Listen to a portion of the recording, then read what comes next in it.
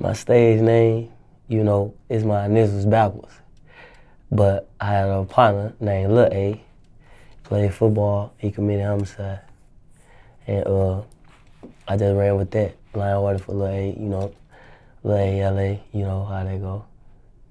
So I just ran with the LA. You said he committed homicide or he passed away from homicide? No, he committed suicide. Oh, committed suicide. Yeah. I see. And how did he do that? He shot himself. Now, do you remember what age that was when that happened? I think I was 16 when it happened. Yeah, I was 16, turning 17 when it happened, yeah. And you know, he was on the way to the league too. He was finna sign. Yeah. Now, where were you? How did you find out this had happened? I found out I was in my daddy's house. You know, I was in my daddy's house chilling, and then I got a phone call, and it was like, man, somebody saying Lil A dead. I'm like, never. You know, I'm like, never. Then I scrolling on my Instagram, and I was just seeing a gang of pictures of him. I just stopped looking, because right then and there, you know, the internet undefeated. You know, they gonna tell the truth, and everybody was posting them and shit like that, so I'm just like, damn, it's real, you know? And you said this was your friend at the time? Yeah, it was my childhood partner. He played football with me with City Rec and all that. City Rec is St. Louis football JFL team. So we grew up playing football together and shit like that. Safe to say best friend? No, not my best friend. Not best friend? Nah, but that's my guy. But close enough where... To make me change my name. Right. Yeah, he close enough, he that close. Was this the biggest death in your life that you had experienced? Nah. It wasn't? Nah, I got a dead brother. His name, Fat Rat. And... Montreal, his name right here. Did he pass away before? No, he passed away. After? After. But prior to that, I guess this was the biggest death you experienced in your life? Nah. Oh, that wasn't either? Nah. Just curious. Your friend, though, your childhood friend, how did you guys initially meet? Do you remember the first time you met him? We was at weigh-in. We was at weigh-in at JFL. Like I say, we played football, so shit, we was at weigh-in. And we used to play this game called Strike. So motherfuckers say something stupid. Strike them on top of the head. You know? And, shit, we was playing Strike. And I said something stupid. And he called out, Strike. And I looked at him like, you ain't scared to strike me, you know? Yeah, 'cause I ain't friendly, you know? But shit, he called out Strike, he strike me. And shit, from there I clapped his hand and it was just, you know, it was love after that. What position did you play back then? I was quarterback. Quarterback, running back, safety. And you played in high school as well? No, I never played high school. I made it like shit, like 3 weeks into high school. Made it 3 weeks to high school and shit. I just left high school alone. Why? What happened? I had a fight. Yeah, knocked something out, you know. Knocked this dude out. He was bumping his gums. I handled that.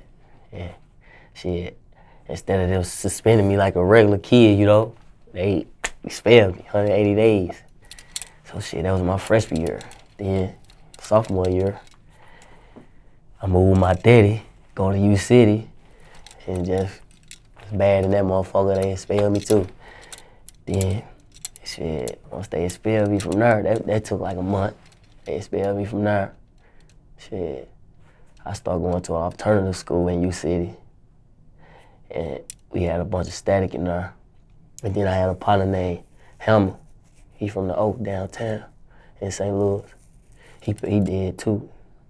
I had a partner named Hammer who I was going to school with. And we was beefing with these niggas from out of town. And one day we walking from school. He must have did something outside of school to him, you know? And after school, they pulled up on us. And niggas shot him in the head. but he lived. I stayed there with him. I ran when the shot ran off though. I ran, you know, ran behind the house. Wait till I couldn't hear shit else. Came back, clapping and shit like that, and heard his voice, so I knew he was still there. And after that, I was like, fuck school. Shit, I started doing me. And you ended up dropping out. Yeah, dropping all the way out. So what grade was that when you actually dropped out? Shit. Went to a couple different schools. Yeah, I've been to dinner at every school, but probably like 10th, 11th? Yeah, 11th grade. Did you ever end up getting a GED of some sort? No, I tried to take my GED when I was in the feds, but that shit ain't work out because all them niggas go to school and just talk about war stories and shit like that, so we ain't never do no work. So I was like, man, I ain't finna keep coming down here, listen to out of town niggas tell their stories and I can't relate, you know? So I was just like, man, fuck GED. I feel like at Debbie, you don't need to know all that school shit, cause power over Y and X and all that shit don't matter in the real world, at least to me, you know? Shit, as long as you know how to count and read, good. Do you still wish, though, you had that that piece of paper, or could care less? What you mean, piece of paper? The GED certificate, the... I mean, yeah, I'm gonna get it. I'm gonna get it down the line, you know? I'm gonna get my GED, smart enough on niggas, you know? Cause knowledge is power, so I'm gonna get it, but it's like right now I'm just focused on this paper. Focus on that bag, where I'm going, you know? GED, you get that at any age. I know a nigga that's 60 years old just got his GED. So a GED could come. Now, in regards to the death of your friend, yeah. You attend the funeral? Yeah, I went to the funeral. And back then, just curious, I know this wasn't the biggest death you experienced back then, but again, you end up utilizing his name as part of your stage name. Yeah, because it was around the time where I started rapping. Like, I just started rapping when he passed. And everybody was doing like the LA thing with their hand, line harder for the A and shit like that, so I just took it around with it. How soon after he passes away do you actually make that a stage name? I ain't jump right into it, you know, because I ain't even jump right onto posting them and shit like that, you know. I just gave myself time to grieve and all that. And shit, when I was rapping, I just said LA one time, and then I was just like, shit, that's my initials too, you know, so. Backwards? Yeah, that's my initials backwards. So, 6 months, a year, 2 years? I give it about 3 months. Okay. I'll give about 3 months. And when it came to the grieving part, how did you cope with that? The loss of a childhood friend? It was, you know, you grieve and shit. You know, life goes on. But that's my boy, you know. Shit, life goes on, you know. Did you ever, because I know when young people die, right? Teenagers and so on and so forth, sometimes there are like counseling services, therapy services that are provided. Yeah, I ain't go to none of that shit. I just, shit, it's like another part of that. Feel like you need it now or no? No, I don't need no counseling. Man, I lost so many people, man. Like, I lost my best friend. Like, I got 10 people tattooed on me just in this script right here. Them all dead people from my hood. Just my best friend, D-Max, he dead. My brother died. Biological brother? My blood brother. Yeah. And then my god brother died while I was just in the feds. So shit, I took a lot of L, man. You know? These deaths, were they all different types of deaths, or were they all mostly the same type of death? All gunfire. All gunfire, all violence. You know, we're in the streets. Everybody in the streets, you know what come with it, you know? Someone watching this, because you've dealt with so much death in your life, somebody watching this, maybe they're experiencing their first death in their life. Now, I know obviously circumstances can be different for everybody. Right. But do you have anything you would say to somebody coping with the death, the first time they dealing with the death of somebody in their life? Just don't let your mind play tricks on you. That's all I'm gonna say. You know, cause when somebody die, your mind go everywhere. It feel like you could be either the person that be like, man, I can't live without him, and want to kill yourself. Don't do that. Or you feel like, man, I can't live without him. Go crash out, go retaliate. You can do that, you know, but that comes with more consequences. You can retaliate, get caught. You can retaliate, don't get caught, and then the streets find out and they retaliate for what you retaliate, you know what I'm saying? So it's just like, you just gotta train your mind for death, you know? Now, your childhood friend died from suicide. Yeah. Was that the only person you know of that passed away from that? From suicide? Yes. Well, no, recently my sister, my brother who dead, Fat Rat, his baby mama, she just, I don't want to say it committed suicide, but she OD'd, you know? So shit, I just dealt with that too. This recent. Your childhood friend, his suicide, was there, after his death, did they find out why he committed that? Was there any hint he would commit this? I'm sure his people know, but I don't know. Okay.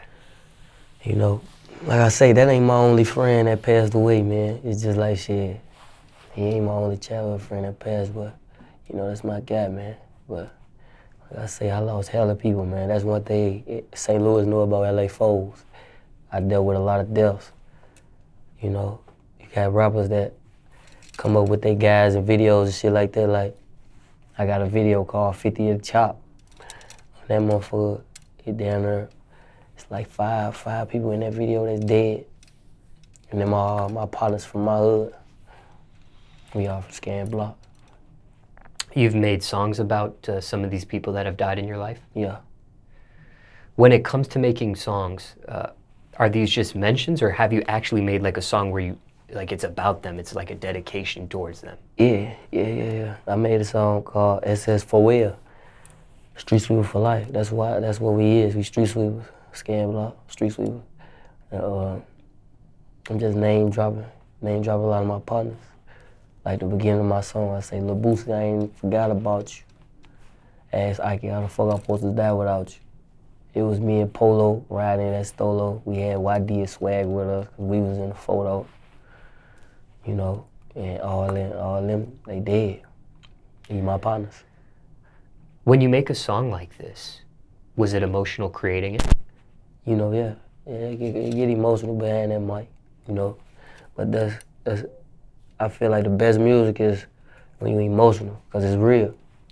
It comes from the heart, you know? To the point where you shed a tear creating this? No, I don't shed no tears. I don't cry. I don't even remember last time I cried. I cried when my brothers died and shit.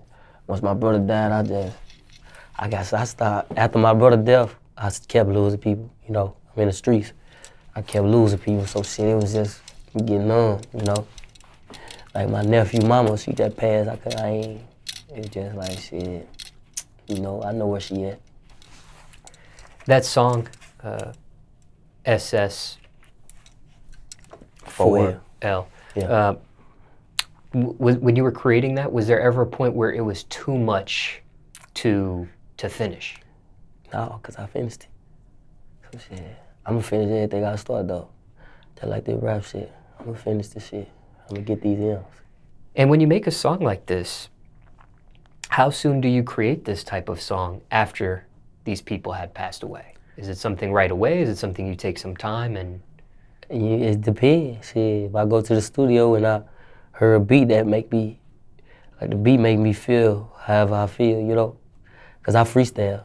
I don't write raps. So shit, like I hear a beat and it could be like a bass that make me just want to get on some up-tempo shit. Then it could be a bass that make me want to get on some emotional shit. It could be, you know what I'm saying? You know? How did other family members react after hearing this song from, you know, those people that you had mentioned that passed away? They feel like me. When they rap it, they can feel it. Because they know these people. These people been around me all my life.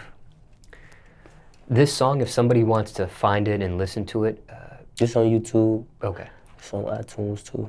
Is it off of a particular project, or just it was a song that was put out just? Yeah, it was a song I put out with a video. You did make a video to it. Yeah, SS4L. That was like one of the videos I dropped when I came home. Some of these people that have passed away that you mentioned in that song, how do you think they would feel where you're at in your music career at this point? My niggas would be proud. My niggas always told me, man, get from down here. You know, hey, I stay at the front line. Hey, man, you ain't got to do that. You the ticket, bro. You the voice for us, you know? Shit, they all to be proud, though, man. I know for a fact. Like, I still be having dreams about my guys. They in my dreams, they'll be smiling and letting me know, keep the shit up, like, you know? You think they would be, oh, go ahead. My guys love me. I love my guys. We tell each other when we leave, I love you, bro. Love you too. Love you, Doogie, all that, you know? You think they would be surprised at where you're at in this point of your music career, or? Yeah, because I got up there so much, you know? I'm in a good spot, like I said. I'm doing an interview with you, you know? But shit, I won't say they'll be surprised because they knew before me. Everybody knew what I had going on before I even knew. Cause I like I said, I got a video, I'm getting 1 million views on the video, and I'm still out here, you know, slanging iron and distributing, you know? Acting like I ain't got shit going on, but motherfuckers see it before you know? So they like, man, cut it out. Go on, get where you going. And with this amount of deaths that you've experienced in your life, I mean, you have a tattoo on your arm with 10 people. Yeah, both of my hands, Boosie, Polo, HB, YD, Swag, Lope, Drama, Fail, Fat Rat, you know. All these different people that have passed away, do you feel like you need counseling or therapy at this point for this stuff? I don't need no counseling. Counseling ain't gonna do nothing but depress a nigga, man. It's just, because you gonna keep talking about it. You gonna just stay in that spot. You gonna stay in that spot in your life. Gotta move on, man. You know? I feel like nobody should take no counseling. That counseling shit out the window. I came home, the feds made me take some counseling shit. First day I walked through that motherfucker, I'm a lady. I do not need no counseling. I showed her pictures of me on billboards, shit like that. I got billboards all around the city, you know? I showed her pictures of that and she like, shit, man, you don't need no counseling. I flat out told her, like, I don't want no counseling. So you never personally then tried it? No, I'm not gonna try it. I ain't trying no counseling, man. That ain't me. I counsel with my mom and daddy. I still got a mom and daddy that'll do for me right now. If I'm hungry, I can call my mom and daddy right now. I always had a mom and daddy in my life, so they're my counselors. I don't need nobody that don't know me to feel like they do know me. Because counselors, they get paid for what they doing at the end of the day. You know what I'm saying? It's a job. When I come through the door, they say the same shit as the next person coming through the door. Because they counseling, you know what I'm saying? My mom and daddy ain't gonna talk to their son like they'll talk to somebody they don't know, you know what I'm saying? Somebody watching this, though, hears what you say, and they may say, don't knock it till you try it. Shit, I'm knocking it, I ain't gonna lie. I don't want no motherfucking counseling, man. When it comes to death, do you personally ever think about it yourself? Hell no. Hell no, I ain't thinking about no death. You know what I'm saying? Only time I think about death is when I think about my guys, and they ain't dead. They live right here. They live through me. Are you afraid of it? I ain't afraid of that. That shit come with life. You guarantee one thing. You know, you guarantee, I'm talking about for a fact, one thing in life, and that's to die. Like, you don't know what your destiny is, but you know your destiny, you gonna die one day. Ever experienced a near-death situation? Yeah, plenty of them. You know, I'm in the streets. I'm really that, you know, but I ain't scared of this shit, man. I'm gonna take a nigga before they try to take me, though. That's real. I can't go. Now, in your opinion, what do you think happens or believe happens when someone passes away? Shit, you go with God. You go with God. You know, I feel like when you pass, this ain't shit. This a flesh. your soul is within, you know? So when your flesh gets sleepy, your flesh turn down, your flesh can't move no more, your soul still live. Your soul, like my guys around me right now, how I feel like they souls just circling my head. I feel like just all they souls just around me, just follow me doing what I do. That's why I always turn up. That's why I always make sure I'm, you know what I'm saying? You know? Shit, my guys with me, I know they souls. I feel they souls. In the event you pass away, what do you want to be remembered for? That dude, you know what I'm saying? I just want my mom and daddy to know I love them, you know, respect them. Shit, my brothers and sisters, I love them. My nephews and nieces. Well, I ain't got no nieces. My nephews, cousins, aunties and uncles, you know what I'm saying? My 3-year-old son, you know what I'm saying? I try to be the best I could be, you know? But shit, fuck all that death shit. Let's get to something else, man. I ain't tripping off no death, man. I'm lit out here. When it comes to your name, LA4SS. Foes. Fours. I mispronounced it. Yeah. Do other people mispronounce it too? Yeah, a lot of people, LA4SS and all that, but it's foes. So the LA, we know where that comes from. The SS, street sweeper. Yeah. And the number 4. Foe. That's for my damn one niggas. That's for wealth. That's for bloods and shit like that, you know what I'm saying? Now, because people do mispronounce your name, was there ever a thought on changing it? Changing the stage name? Nah. You gonna get with it or get lost. Simple. You either respect it or you don't. But in the end, I'm gonna make you respect it, though. You gonna respect it. Now, what's your ethnicity? What you mean by that? What's your nationality? What's your race? Shit, I'm black. Shit, I'm black. But I got, you know what I'm saying? My grandparents full natives. You know what I'm saying? You could tell, you could look at me and tell, like, I got native people in my family, Blackfoot natives. But shit, yeah, I'm black and native, Blackfoot native. Grandparents on mother's side, father's side? My mama. And my daddy. Now, do people guess this when they meet you? Do they think you're something else when they meet you? Yeah, a lot of people always tell me I look Indian and shit like that. I come from my grandpa.